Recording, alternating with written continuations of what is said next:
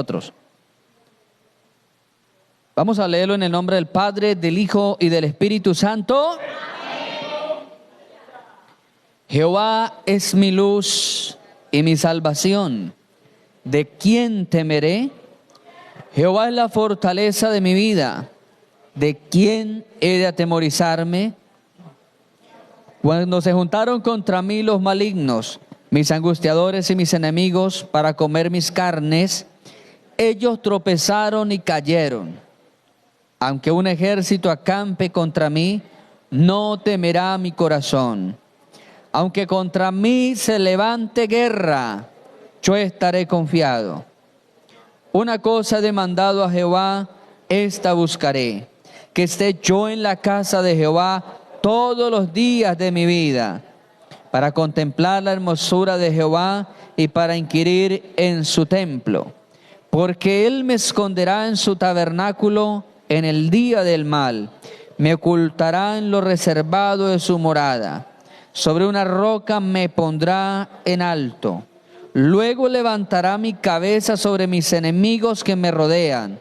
Y yo sacrificaré en su tabernáculo sacrificio de júbilo, cantaré y entonaré alabanzas a Jehová. Amén. Bien, amados hermanos, en esta noche quiero compartir la palabra de Dios bajo el tema la dicha de confiar en Dios. ¿Cuántos creen que es una dicha confiar en un Dios vivo? En un Dios que oye, que ve, que se mueve, que ama. Porque ese es nuestro Dios, un Dios vivo, hermano. Vivo. ¿Cuántos creen que Él está vivo?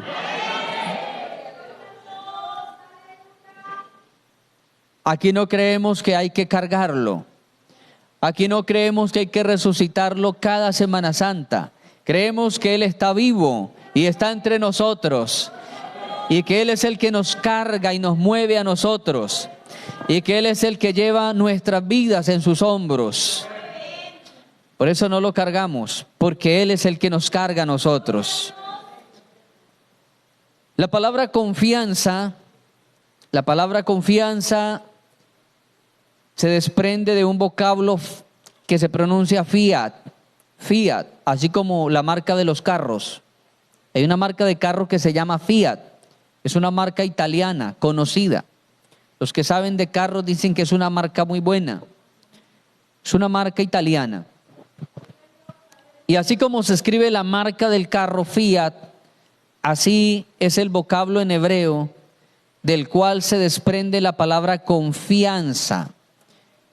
Confianza viene del verbo fiat, y fiat en hebreo es sea hecho, sea hecho. Eso significa la palabra fiat, sea hecho. Todo este planeta Tierra y el universo comenzó con la palabra fiat. Cuando Dios decía en el capítulo 1 de Génesis, sea hecha la luz, o sea hecho el mar, sea hecho el hombre, sea hecho los animales. Cada vez que Dios quería que algo se formara, la palabra del hebreo para que algo sucediera o se formara era fiat, fiat, sea hecho, fiat.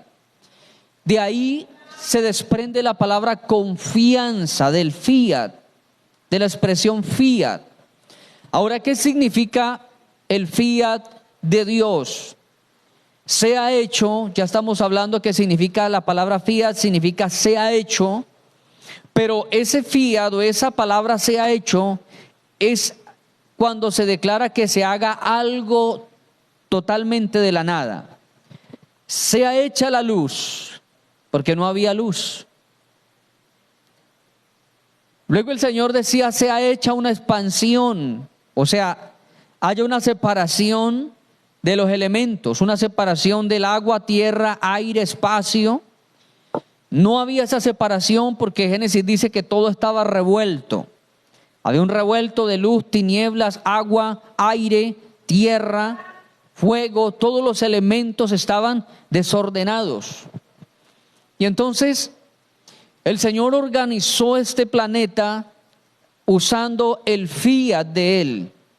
Se ha hecho, pero algo que se hacía y brotaba absolutamente de la nada. No había una base para que las cosas se formaran. No había nada, no había una base. Ahora, hermanos, nosotros los seres humanos no conocemos qué es el fiat. O no podemos, para ser más claros, no podemos hacer algo de la nada. Todo lo que usted y yo hacemos siempre es en base a lo que ya existe. Alguien de pronto dice, me inventé una comida nueva.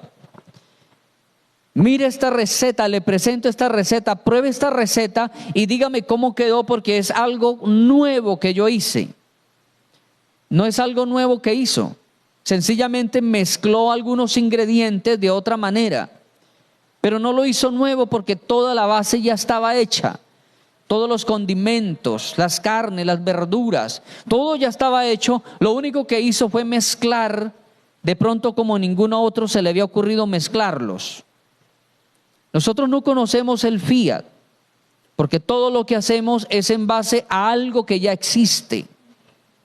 La ciencia dice, inventamos algo. Los chinos, los rusos, alemanes, estadounidenses dicen, inventamos tal artículo, inventamos tal máquina, inventamos. No se lo inventaron, sencillamente tuvieron una idea de cómo ensamblar algo de otra manera. Se les vino una idea, un prototipo de cómo voy a ensamblar una máquina y qué componente le voy a poner. Y sencillamente armaron algo de lo que ya existía el hierro, ya existía allí el plástico, ya existían los plasmas, los vidrios, los circuitos eléctricos, todo ya existía, sencillamente lo ensamblaron de manera que otro no había pensado ensamblarla así. No sé si soy claro hasta aquí, hermanos.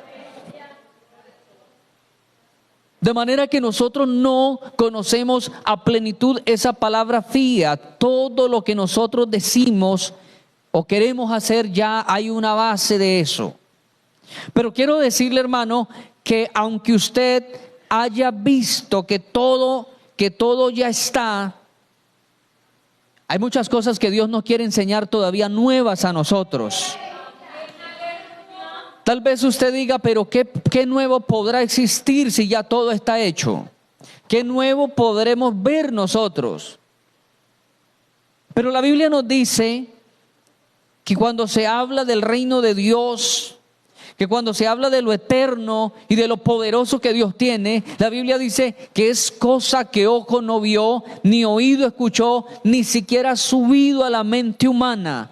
Las cosas que Dios tiene preparadas para los que le aman. Ni siquiera las mentes más brillantes de las eras antiguas ni la moderna han llegado a imaginar cuán hermoso es lo que Dios tiene preparado para la iglesia, para el pueblo de Dios. Así que para Dios siempre existirá un fiat, siempre existirá algo nuevo para Dios. Dios dice en su palabra que todas las cosas Él las hace nuevas. Dios quiere pronunciar el fiat sobre aquel que tiene un corazón dañado y hacerle un corazón nuevo como el de un bebé, Dios se lo hace.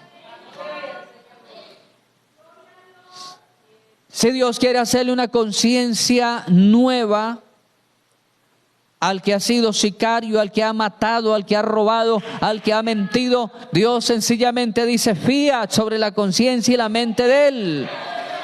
Y aparecerá una mente limpia, una mente, hermano, que adora a Dios. Eso es lo que al hombre le parece imposible, hermano. Eso es lo que al hombre le parece imposible. ¿Cómo va a habitar un Dios tan santo, tan puro, tan limpio dentro de cuerpos de gente mortal e imperfecta? Pero es que antes de Él habitar en nosotros, Él ha hecho un fiat en nosotros. Antes de Él empezar a habitar, Él ha puesto algo nuevo en nuestras vidas.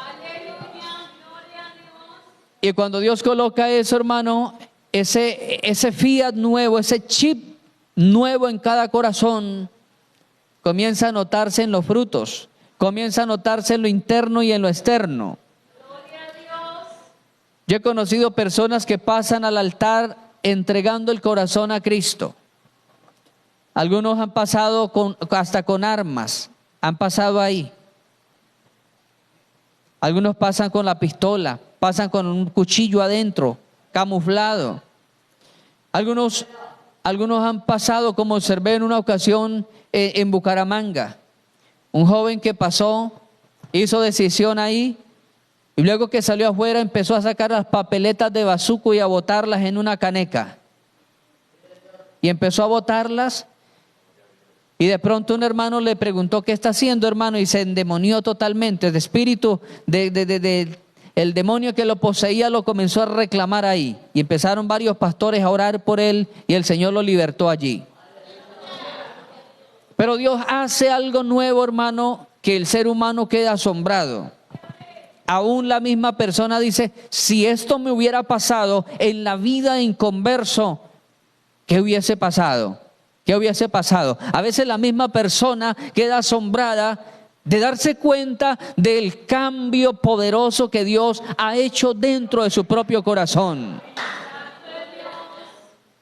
Y hay personas que me han dicho: pastor, me pasó este caso y quedé asombrado porque no se me vino a la mente reaccionar ni hacer nada, aun cuando en la vida inconversa era un tigre completo. Es lo que Dios hace, amado hermano. Dios es bueno, ¿cuántos lo creen? A su nombre. Estamos diciendo que la palabra confianza viene de ahí, del fiat. Cuando nosotros o Dios nos invita a confiar, es a creer que de la nada aparecerá lo que nosotros estamos necesitando. Es a creer que de la nada Dios va a hacer lo que le hemos pedido. Que así como el universo y la tierra se creó en base a nada, solamente de la palabra de Dios, asimismo va a obrar a nuestro favor cuando le pidamos, cuando nos acerquemos a Él confiadamente. ¿Cuántos lo adoran? El salmista comienza diciendo: Jehová es mi luz y mi salvación. Oiga esto, hermano. A veces la vida del cristiano se encuentra envuelta de tinieblas. A veces nos encontramos así envueltos de tinieblas y usted no encuentra la salida. Y usted se pregunta: ¿y ahora qué hago? Porque todo está nublado.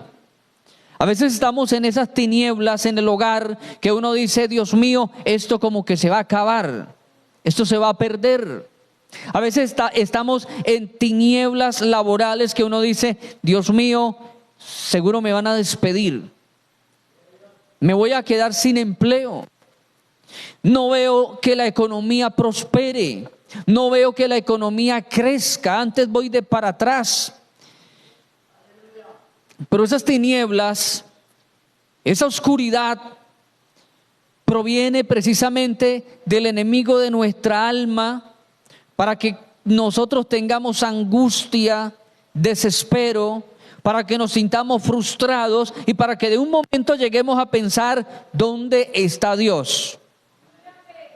Esas tinieblas provienen del mal, para que nosotros nos desesperemos, nos angustiemos, para que nosotros empecemos a correr sin una dirección y comencemos a apuntar a posibles soluciones, que lo más lógico es que termine sin éxito, todas aquellas posibles soluciones. Le apuntamos a una cosa y otra y otra y otra, pero es como cuando usted le pasan un arco y una flecha y le vendan los ojos y le dan 3 vueltas y le dicen: dispare esa flecha, a ver si le pega el blanco. Así es actuar en tinieblas, mi hermano. Actuar en tinieblas es tomar decisiones apresuradas. Es hacer cosas sin consultar a Dios. Es hacer cosas basados en el dolor o en la amargura o en el afán que estamos sintiendo. Eso es vivir y andar en tinieblas. a andar alocadamente. Pero de un momento el salmista reacciona y comienza a confesar algo importantísimo, y es que Jehová es la luz de él. Jehová es mi luz y mi salvación. Oiga esto, hermano, porque donde hay luz hay dirección. Porque donde hay luz hay una guianza. Donde hay luz vemos el camino, vemos con claridad las cosas que nos están rodeando. La ciencia define la luz como el agente físico que nos muestra todas las cosas en sus dimensiones. A través de la luz nos damos cuenta qué tan largo, alto, ancho, y muy posiblemente podremos hasta calcular el peso de las cosas. La luz es el agente físico que revela todas las cosas en sus diferentes dimensiones, dice la ciencia. Qué importante es la luz. Tan importante que Jesucristo dijo: yo soy la luz del mundo. Y el que me sigue ya no andará en tinieblas. Pero si hay alguien, oiga esto, hermano, si hay alguien interesado en que usted siga en tinieblas. Si hay alguien interesado en velarle los ojos, si hay alguien interesado en que usted no vea la luz de Dios, que usted siga a tientas, que usted siga ignorante del camino. El diablo, el padre de toda mentira, él está interesado en que usted, amigo, siga en tinieblas, que a usted no le resplandezca la luz del evangelio, que usted no entienda la palabra de Dios, que a usted le dé angustia por salirse, por irse, por no escuchar. El diablo quiere que el hombre viva bajo las tinieblas. Muy contrario a lo que Cristo hizo. Muy contrario a lo que Cristo quiere hacer. Porque Cristo desea que el hombre viva en luz, que andemos en luz. Juan dijo en sus escritos: nosotros no somos de la noche, nosotros somos hijos de luz, somos hijos del día. ¿Cuánto le alabamos a su nombre?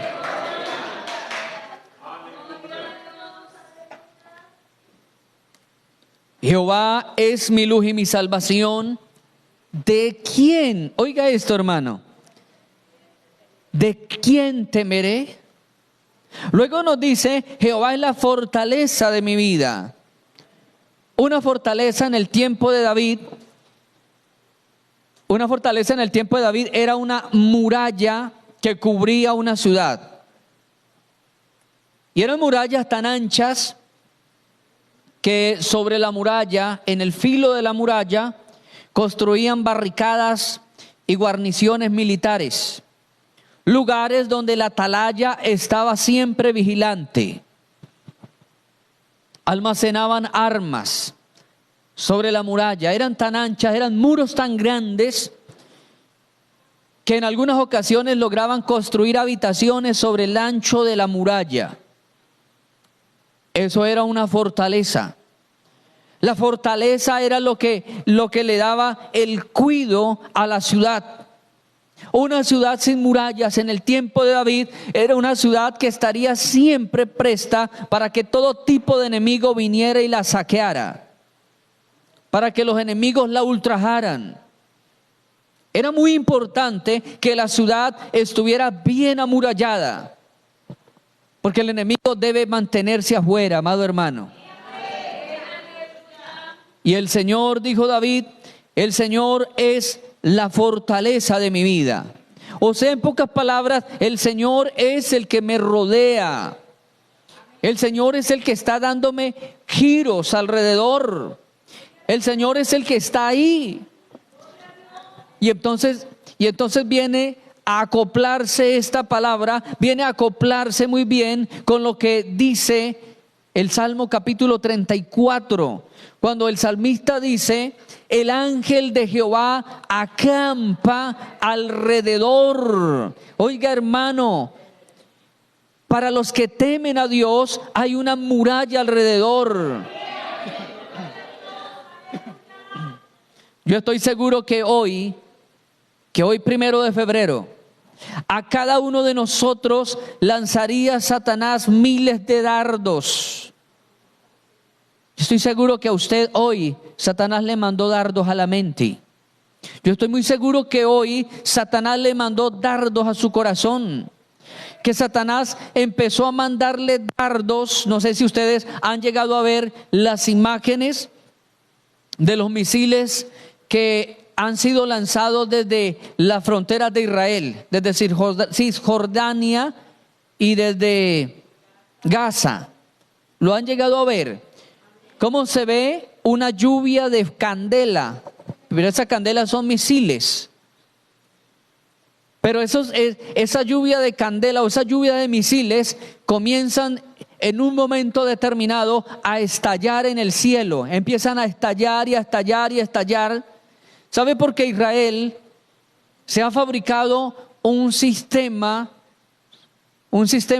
de sensores que detectan desde el mismo momento en que los misiles son lanzados?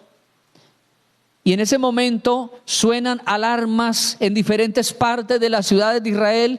Hay sirenas y tienen el espacio de 40 segundos para la gente dejar sus oficios y empezar a correr a los refugios internos. Pero no solamente eso, hermano. Esos sensores son tan potentes que logran destruir el 98% de los misiles que vienen, de esa lluvia inmensa que cae. Una de las últimas lluvias de misiles que el grupo alzado en armas Hamás lanzó sobre Israel, se contaban de al menos 5.200 misiles que fueron lanzados desde diferentes puntos, todos a la vez. 5.200, pero dice que solo lograron impactar 23. Solo 23. Haga la cuenta, amado hermano. Un porcentaje muy mínimo llegó a impactar. Porque esos sensores que Israel tiene allí protegiendo sus ciudades le llaman cortina de hierro. Y hágase de cuenta que Dios le ha puesto a usted cortinas también. Y usted tiene cortinas ahí de hierro que Dios le ha puesto.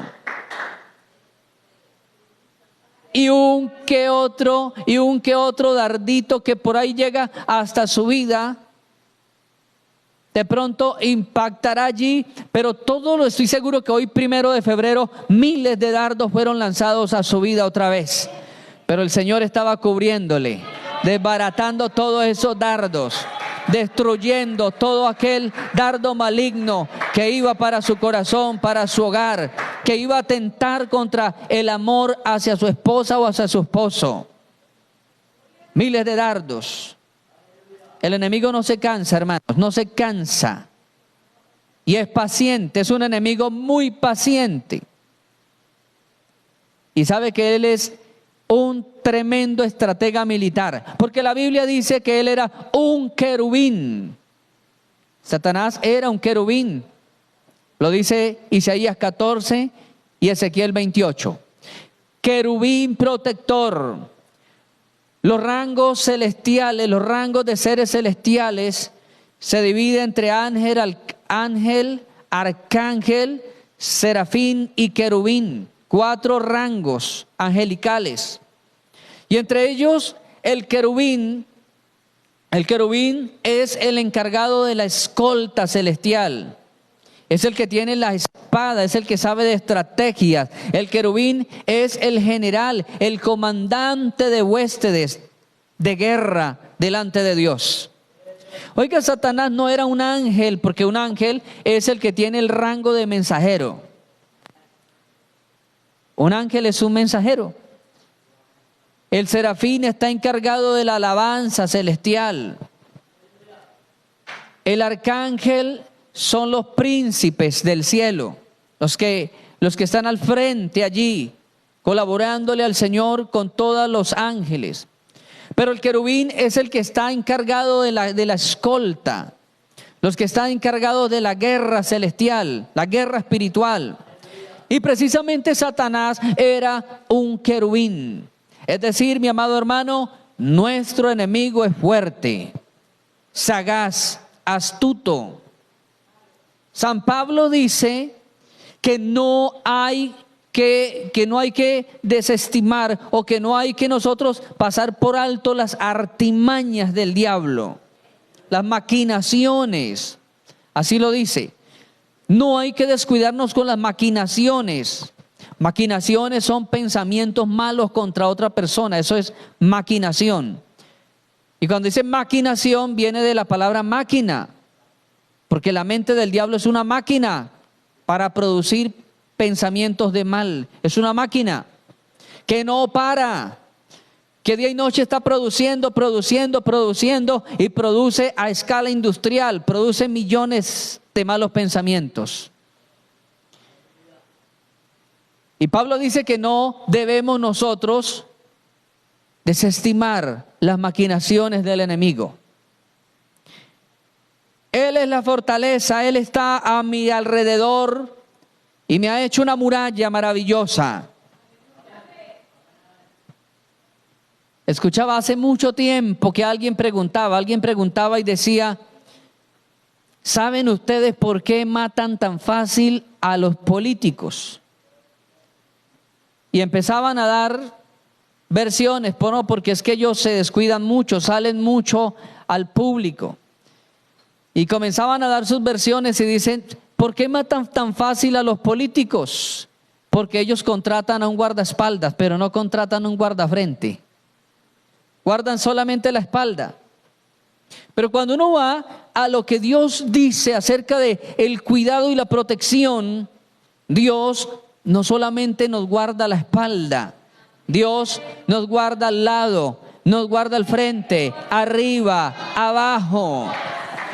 Él está allí pendiente a cada momento. El ángel de Jehová acampa alrededor.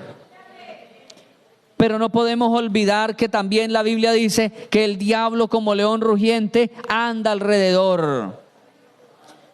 Dios está alrededor, pero el diablo también anda alrededor, esperando un espacio, esperando un hueco en la protección divina. Y ahí es donde no debemos descuidarnos, porque un hueco en la protección divina significa cabida para ese león rugiente. Significa que el león va a empezar a adentrar por ese hueco de la protección de Dios. Levante su mano y adore a Dios. Me llama la atención es que en ambas frases del versículo 1, el salmista termina diciendo: no me atemorizaré. La primera frase dice: ¿de quién? ¿De quién? ¿De quién? ¿De quién he de atemorizarme? Y luego dice: ¿de quién? Primero dice: ¿de quién temeré? Y luego dice: ¿de quién he de atemorizarme? Algo que ataca de lleno la confianza en Dios es el temor. El temor, dice la palabra de Dios, que el temor le pone lazo a los pies del hombre. Le pone lazo. Y voy a explicarle un poco qué es eso de que le pone lazo. Tal vez para nosotros no es común hablar de que le ponen lazo, porque nosotros no vivimos en ese tipo de guerras que vivían los escritores de la Biblia. Pero cuando la Biblia dice que le pone lazo, estudio qué era poner lazo, y eran las trampas que ponían en el momento de las guerras. Eran las trampas donde muchas veces colocaban cuerdas cubiertas con tierra, con polvo. Y entonces cuando el ejército decidía ir rápidamente contra el otro, se iban en masa. Cuando iba cerca de la cuerda, templaban la cuerda y la cuerda hacía que muchos cayeran, y los que venían de atrás empezaban a pisarlos y ellos mismos se mataban porque pisaban y pisaban y era una avalancha de soldados. Recordemos que se reunían hasta 50,000, 100,000 soldados. Y no había tiempo para ponerse a recoger ni para pararlos. Por eso la cuerda que en muchas ocasiones utilizaban era una estrategia eficaz porque hacía tropezar a muchos y los mismos amigos, los mismos soldados, o como le llaman en la estrategia militar, el mismo fuego amigo, sepultaba a muchos ahí. Y eso es lo que dice el proverbio, que el temor le pone lazo a los pies del hombre. Algo que es asesino de la confianza en Dios se llama temor, se llama el miedo. El miedo es un sicario de la confianza en Dios. ¿Cómo se fomenta el miedo? Mucha parte del miedo lo traemos en nuestra naturaleza, porque desde la crianza muchas veces se inyectó el miedo en la crianza cuando éramos unos niños. Muchos padres criaron a los niños y la manera de controlarlos era metiéndole miedo. No haga eso porque le sale el coco, nos decía. No haga eso porque una mano peluda le puede salir. No haga eso porque tal cosa. Y a veces las mamás son más dramáticas que los papás. Las mamás a veces se van, hermano, las madres se van a unos extremos enormes. Recuerdo que en la finca de mi papá habían muchos árboles frutales. Y como niños nos empezábamos a trepar a las ramas. Y papá nos decía, cuidado que esa rama es muy delgada para su cuerpo. No se suba a esa rama, brinque a la otra. Pero cuando mamá nos veía, mamá no nos decía eso. Mamá lo primero que decía, cuidado se cae y se parte un brazo. Cuidado se cae y se saca un ojo. Las madres dimensionan mucho más las fatalidades que los hombres. Se ven cosas y las dimensionan en grandes dragones. Y así nos decía mamá, se cae y se saca un ojo. Se cae y se parte un brazo. Pero muchas veces, hermanos, el temor empieza a crecer con nosotros. Vamos creciendo como niños y todas esas escenas de temor las vamos llevando sobre nosotros. Y empezamos a cuidarnos, no porque entendamos que si hacemos eso nos perjudica a futuro, sino que estamos asociando. Si hago esto, me puede pasar tal cosa y qué miedo, qué susto, qué susto. Algunos llegan a decir, yo no le tengo miedo a nada. Yo no le tengo miedo a absolutamente nada de esta vida, le tengo miedo. Pero ¿sabe que esa persona que dice, no le tengo miedo absolutamente a nada, es la persona que más miedo tiene en el corazón? Porque tiene miedo de tener miedo. Tiene miedo de que le descubran su debilidad. Tiene miedo de quedar en vergüenza. Tiene miedo de que otro se ría de él. Se está cubriendo con un escudo de fortaleza, pero es un escudo de icopor, es un escudo falso. Porque a todos los seres humanos nos asaltan temores. A todos los seres humanos nos asaltan temores, amado hermano. Y en ciertos momentos el temor parece que fuera más fuerte que la voluntad. En ciertos momentos parece que el temor tratara a ganarnos. Porque empezamos a fabricar ideas también, empezamos a fabricar ideas. ¿Y qué tal que me quede solo? ¿Y qué tal que me enferme? ¿Y qué tal que no pueda reunir la cuota? ¿Y qué tal que quede mal? Y empezamos a preocuparnos. El temor trae preocupación. Cuando yo estoy haciendo algo en el momento eso se llama estoy ocupado. Pero cuando las cosas no han pasado y yo ya estoy pensando en ellas, se llama preocupado. Está ocupado antes de que las cosas comiencen a suceder. Y vienen temores, vienen esos temores porque andamos como humanos, nos visitan muchas veces los temores. Pero el salmista dice, cuando confío en Dios, ¿de quién he de atemorizarme? Al nombre de Cristo.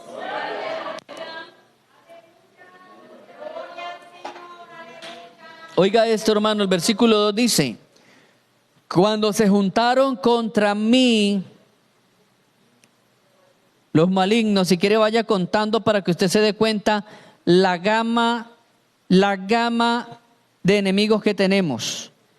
Dice, cuando se juntaron contra mí los malignos, o sea, hay otros, mis angustiadores. ¿Y luego qué? Primero dice los malignos, luego angustiadores y luego dice enemigos. ¿Cuántos frentes tiene Satanás contra usted? ¿Cuántos? Según el Salmo, Satanás tiene 3 frentes. Y Satanás a veces le dice a los malignos, atáquelo de frente usted. Luego dice angustiadores, atáquenlo atrás. Y luego les dice, y si ustedes dos fallan, entonces enemigos van a apoyar a malignos y angustiadores. ¿Sí se da cuenta la estrategia de Satanás? ¿Se da cuenta que como querubín aprendió a hacer emboscadas? Aprendió de estrategias militares. Tiene 3 frentes contra nosotros. Si no lo venzo con los malignos, le voy a lanzar los angustiadores. Y si no puede, entonces le voy a levantar enemigos, pero que ese evangélico o esa evangélica cae porque cae. El Señor reprenda al diablo. Dios lo reprenda. Porque oiga, hermano, no son lo mismo. No es la misma cosa los malignos, los angustiadores y los enemigos, no son lo mismo. Todos 3 traen una operación en contra de la fortaleza del cristiano. Malignos son aquellos que viven pensando y están fastidiados con usted y usted no sabe. Usted no sabe que hay gente que es envidiosa y han aprendido a disimular, pero la envidia está allí fresquecita adentro. Fresquecita, que no son capaces de hablar algo de frente, pero incitan para que otro hable. Malignos, o sea, adoptaron la postura del mal, se esconden. Es una posición maligna, hermanos. Pero luego dice, mis angustiadores. Jesús tenía un maligno ahí dentro del equipo. Jesús tenía un maligno, se llamaba Judas. Se llamaba Judas y ese Judas había logrado, hermanos, convencer a todo el resto de los 11. Pero el Señor sabía que había dentro de Judas. El Señor había dicho, uno de aquí es maligno. Uno de aquí es maligno. Y empezaron todos, seré yo, Señor, seré yo, seré yo, seré yo, seré yo. El Señor sabía que ahí entre esos había un maligno. Hay gente que dice entre 100 uno y entre 1000 ninguno. Entre 100 uno, pero era que entre 12 había uno. O sea, en 100 pueden haber por lo menos 8. Sacando cifras matemáticas. Judas el Iscariote. El Iscariote. La palabra Iscariote es un derivado de sicario. Un derivado de la palabra sicario. O sea, ¿qué era lo que acompañaba a Jesús? Un sicario. Judas el sicario. ¿Cómo les parece, hermanos? Ese es maligno. A las reuniones de Cristo le acompañaban muchos malignos. El capítulo 15 de San Lucas dice que el Señor llegó a una cena y dice que llegaron los invitados, pero también llegaron los fariseos. Y los invitados dice que se sentaron a oír, a escuchar a Jesús, la cátedra espiritual que daba, pero dice que los fariseos iban a juzgar lo que estaba haciendo Jesús. Hermanos, van a haber malignos detrás de usted. Y le van a poner una lupa y le van a empezar a medir desde la planta de sus pies hasta la coronilla de la cabeza y a buscar a ver qué malo tiene para juzgarlo, así como los sátrapas juzgaban a Daniel. Habían 120 personas detrás de un solo hombre, se llamaba Daniel. Y Daniel, dice la Biblia, que era un hombre recto y perfecto en el reino de los persas. Ejecutaba todas las cosas con temor, con responsabilidad. Y dice que había 120 sátrapas, 120 gobernadores que le tenían la lupa puesta. Y dice que no encontraron en él ninguna maña, ningún desfalco económico, ninguna falta de ética y moral con las muchachas del reino. Dice que era impecable. Y entonces a Satanás ese frente le quedó mal, el frente de los malignos que aparentaban tener una apariencia buena, pero internamente estaban fabricando cosas malas. Le quedó ese frente mal a Satanás. Y luego entonces la Biblia dice que levantó angustiadores. Dice, vienen los angustiadores. ¿Quiénes son los angustiadores? Personas que a veces directa o indirectamente hablan cosas que nos preocupan. Directa o indirectamente. Es decir, personas que hacen comentarios y muchas veces no se dan cuenta que ese comentario me está afectando. Hacen comentarios que de pronto ese comentario me comienza a preocupar. Angustiadores. ¿Se acuerdan que Elías iba a ser levantado? Había llegado la hora del Señor llevarse a Elías y Eliseo era el discípulo amado. Y comenzaron los otros hijos de los profetas a angustiar a Eliseo. Empezaron a angustiarlo. ¿Verdad que se le van a llevar al maestro? Y el maestro le va a ser quitado. ¿Y usted qué va a hacer ahora sin maestro? Empezaron a angustiar a Eliseo. A veces vienen esas palabras de angustia. ¿Usted qué piensa hacer? ¿Usted qué va a hacer ahora? ¿Para dónde va a coger? Vienen esas palabras. ¿Y ahora qué va a hacer? Dice la Biblia que a David le llegaron angustiadores cuando en el capítulo 30 de primero de Samuel se llevaron las mujeres y los niños. Y dice que la gente empezó a hablar, David es el culpable, David es el culpable, David es el culpable, al punto que empezaron a hacer un corrillo. Y dice la Biblia que se oyó decir que a David lo iban a apedrear. Angustiadores. Angustiadores, vienen angustiadores. Tal vez usted le da una enfermedad y otro viene y dice, cuídese, porque de eso murió mi abuelito. Así exactico le comenzó y a los 3 días se murió mi abuelo. Sí. Angustiadores. Angustiadores.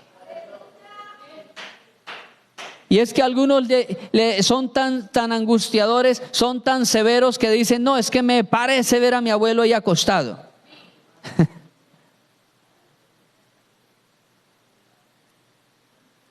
La Biblia nos dice que Dios nos ha puesto para vida, para dar aliento al cansado, para dar fortaleza al débil. Dios no te ha puesto para que seas angustiador, amado hermano. Dios te ha puesto para que sea fortaleza del débil. Pero viene también los enemigos, el otro frente que Satanás usa para dañar la fortaleza, para dañar la confianza. El otro frente, los enemigos. Los que directamente han dicho, lo he de ver destruido. Los que directamente han dicho, no descansaré hasta verlo descarriado. No descansaré hasta sacarla de la iglesia o hasta verlo lejos de aquí. Enemigos que directamente se han franqueado. Mire los frentes que Satanás utiliza contra el que confía en Dios. Pero oiga, hermano, oiga lo que dice la parte siguiente. La parte siguiente me fascina, porque dice que cuando se juntaron contra mí malignos, angustiadores y enemigos para comer mis carnes, ¿qué pasó con ellos? Ellos, los que sufrieron fueron ellos, no David, no el pueblo de Dios. El Hijo de Dios avanza mientras que el enemigo tropieza. Todo el que se le levante contra el pueblo de Dios tropezará, amado hermano. Herodes se levantó contra el pueblo de Dios. Herodes se levantó contra los apóstoles. Y dice la Biblia que Herodes salió al balcón del palacio y empezó a levantar las manos para que el pueblo lo alabara. Pero dice la Biblia que el pueblo empezó a gritar: queremos voz de Dios y no voz de hombre. Y dice la Biblia que al instante el ángel de Dios descendió y le quitó la vida al rey Herodes, y de inmediato se cubrió de gusanos. Los césares que persiguieron al pueblo de Dios y quemaron a muchos cristianos tropezaron y cayeron. Adolfo Hitler, que mató 6 millones de cristianos, tropezó y cayó también. Y el pueblo de Dios siguió. Ahora es una superpotencia. Todo el que se levante contra usted tropezará y caerá. Pensé que se iba a alegrar más, amada iglesia. Pensé que se iba a sentir protegido por el Dios del cielo. Usted no es el que tiene que tropezar y caer para que otro pase encima. Todo el que se levante contra usted, porque la Biblia dice que el pueblo de Dios es la niña de los ojos de Dios. Vaya usted, intente tocarle la niña de los ojos de Dios. Inténtele tocar allá al ojo. Inténtele tocar un ojo ya a su hermano que tiene al lado, a ver si no se gana al menos una palmada.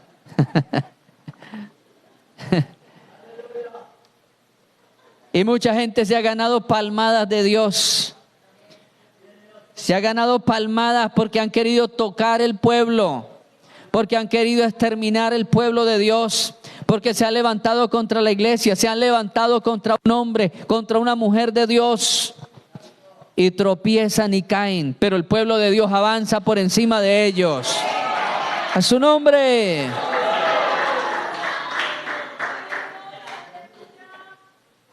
Hace muchos años se convirtió en una de las iglesias donde yo estaba, se convirtió en una familia, y algún año después ya teníamos mucha confianza con ellos y hablábamos y compartíamos, y de pronto me pregunta el jefe de la casa, ¿usted se acuerda de un hombre? Y me lo nombró por un apodo que tenía. ¿Usted se acuerda de alia fulano, de fulano de tal? Le dije, sí me acuerdo. ¿Qué pasó? Dijo, ese hombre, antes de nosotros ser evangélicos, él se quedaba en mi casa. Dijo, y una mañana, mientras él se estaba lavando la cara, lo vio a usted y a su esposa al otro lado en la finca de su papá. Los vio al otro lado. Dijo, y él se quedó mirando y dijo, yo no voy a descansar hasta volarle la tapa del cerebro a ese tipo, o sea, a mí. Aquel hermano dice que él le dijo, pero ¿qué le ha hecho ese muchacho a usted? Él dijo, no me ha hecho personalmente nada, pero yo lo miro y se me revuelca todo el estómago, le tengo mucho fastidio a ese hombre. Y el que me estaba contando dice que él insistió y dijo, no le haga nada porque yo lo distingo desde que era un niño. y nunca ha tenido problemas con ninguno en la región. Dijo, no sé qué me pasa cuando yo lo veo. Y he pedido permiso 3 veces para matarlo, pero no me han dado el permiso. Lo que él le dijo a ese hombre que hoy día es cristiano, yo no descansaré hasta quitarle la tapa de la cabeza a ese evangélico. Cuando él murió y le hacen el levantamiento del cuerpo, de la nariz hacia arriba no le encontraron. De la nariz hacia arriba. Hermano, y muchas veces el enemigo ha pensado hacer cosas peores con usted y conmigo y no nos hemos dado cuenta. Y no nos hemos dado cuenta. Y de pronto usted escucha por las noticias que pasó cierta situación, cierto accidente, cierto tiroteo y en ese tiroteo o en ese accidente tal vez hubieron muertos. Pero lo que uno no sabe, hermano, es que esos que cayeron ahí, tal vez muchas cosas estuvieron planeando contra hijos de Dios, pero tropezaron y cayeron, y el pueblo de Dios siguió avanzando. Dele la gloria a Dios, hermano.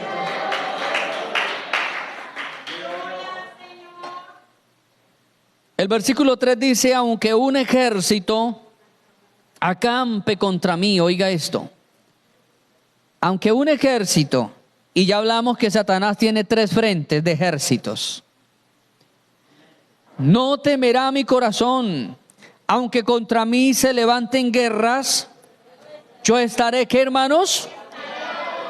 Confiados. Aunque contra mí se levanten guerras. Hermano, yo quiero decirle algo, y es que no importa la guerra que esté alrededor suyo, no permita que la guerra se entre a su corazón. Una cosa es que la guerra esté alrededor suyo, pero otra cosa es que la guerra esté adentro de usted. Mientras la guerra esté fuera de nosotros, podemos tener control de las cosas.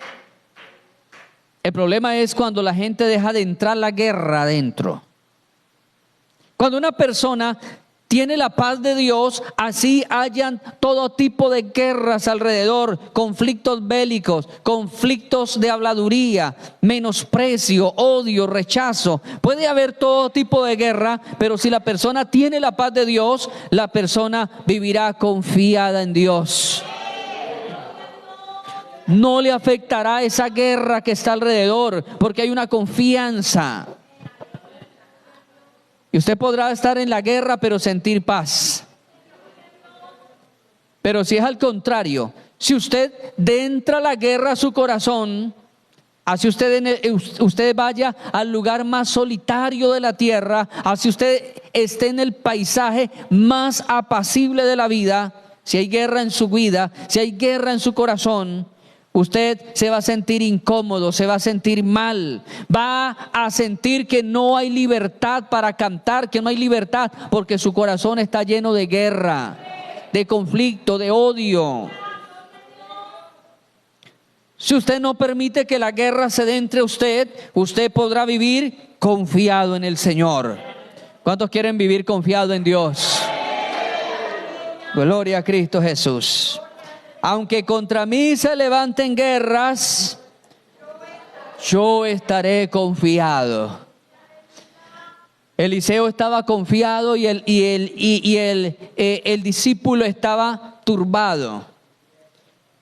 Eliseo estaba confiado, pero el discípulo venía y le decía, maestro, hay muchos sirios, muchos caballos, hay miles de soldados rodeándonos. Pero Eliseo le decía, tranquilo, más son los que están con nosotros que los que están con ellos. Pero Giezi salía corriendo, se subía a la muralla y volvía y decía, Señor, pero es que yo calculo que son muchos, miles. ¿Qué vamos a hacer? Y él volvía y le decía, tranquilo, más es los que están con nosotros. hasta que le tocó decirle a Eliseo: Dios, ábrale los ojos a este siervo para que este siervo mire el mundo, la esfera espiritual que está pasando ahora mismo.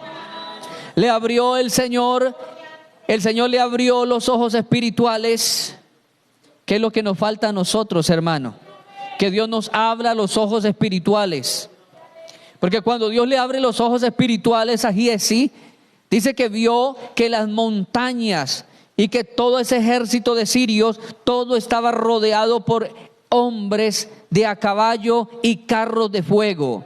Se dio cuenta que había miles y miles de ángeles allí alrededor de la ciudad. Aunque había guerra, Eliseo estaba confiado. Eliseo no había dejado que la guerra se metiera dentro de él. Qué importante, amado hermano, hoy decirle: Señor, no quiero que la guerra entre a mi vida. Quiero permanecer confiado. Hoy Dios nos invita a confiar en Él. Termino invocando el texto de Jeremías capítulo 17, versículo 5. Y dice: maldito el hombre que confía en el hombre y pone su confianza en el brazo de carne. Hay una maldición cuando confiamos en nuestras fuerzas, cuando confiamos en nuestras capacidades, cuando confiamos en lo que hemos aprendido años atrás, cuando confiamos de lo que nosotros creemos que ya es una fortaleza impenetrable. Hay una maldición ahí. Pero luego dice la Biblia: pero bendito el varón que confía en Jehová, cuyo ayudador es el Dios de Jacob. Hay una bienaventuranza. No se confíe de que llevo 20, 30, 50 años en el Evangelio. No se confíe de eso. Satanás es estratega y él no respeta.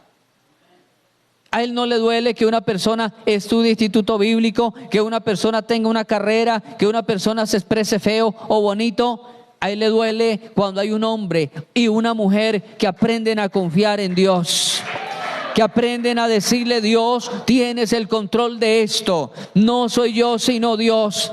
Dígnese a estar sobre sus pies en esta hora.